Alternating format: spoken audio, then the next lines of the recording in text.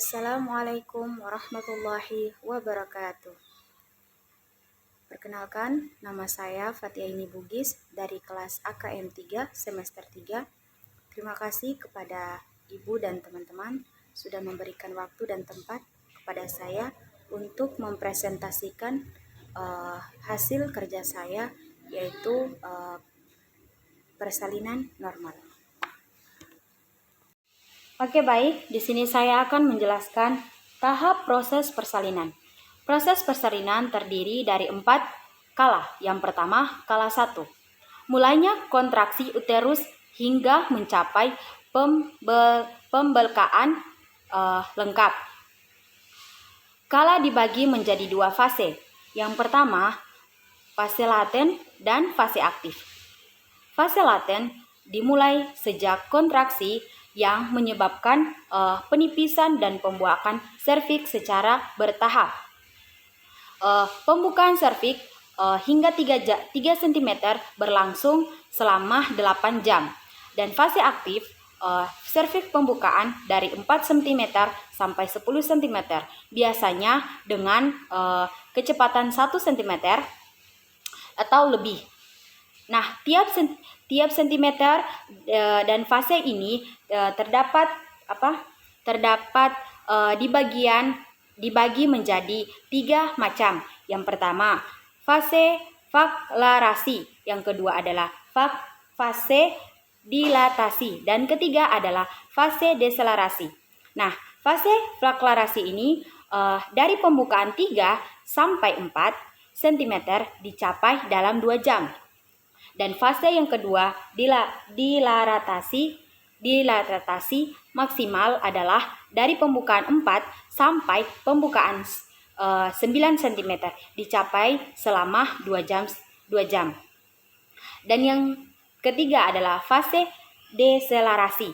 Dari fase deselerasi ini pembukaan sampai dari 9 sampai 10 cm selama 2 jam. Nah, teman-teman, kita masuk ke kala 2. Kala 2 ini dimulai dari pembukaan sampai bayi lahir. Adapun tahap gejala kala 2 ini adalah ibu mempunyai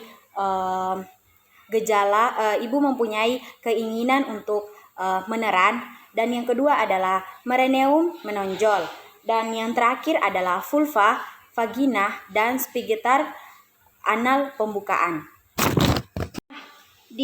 Teman-teman, di kala 2 ini harus dipantau adalah kelahiran bayi, nadi ibu, TVU, kontraksi uterus, janin kedua, dan diagnosis kala kedua ini persalinan dapat ditegakkan atau dasar hasil CT yang menunjukkan pembukaan serviks lengkap dan terlihatnya kepala bayi di antroitus vagina.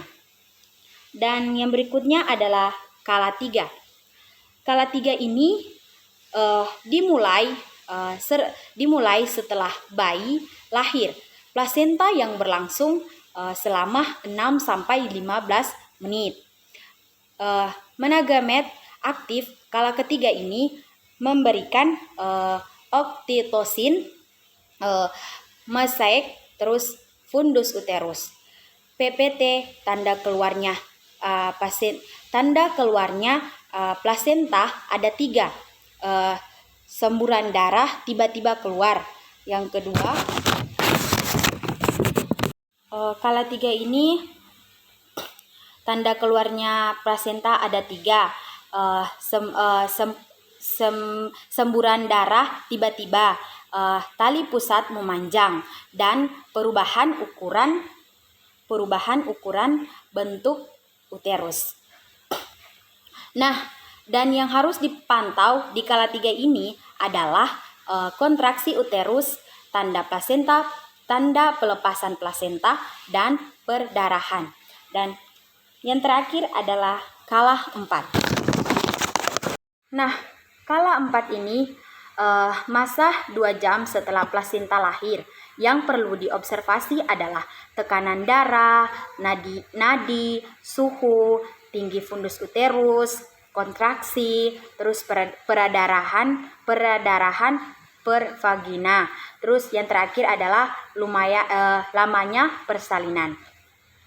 Baik, terima kasih. Mungkin itu saja yang dapat saya sampaikan dan jelaskan. Kurang lebih mohon maaf, kekurangan hanya milik saya, kelebihan hanyalah milik Allah Subhanahu wa taala. Wabillahi taufiq wal hidayah. Wassalamualaikum warahmatullahi wabarakatuh.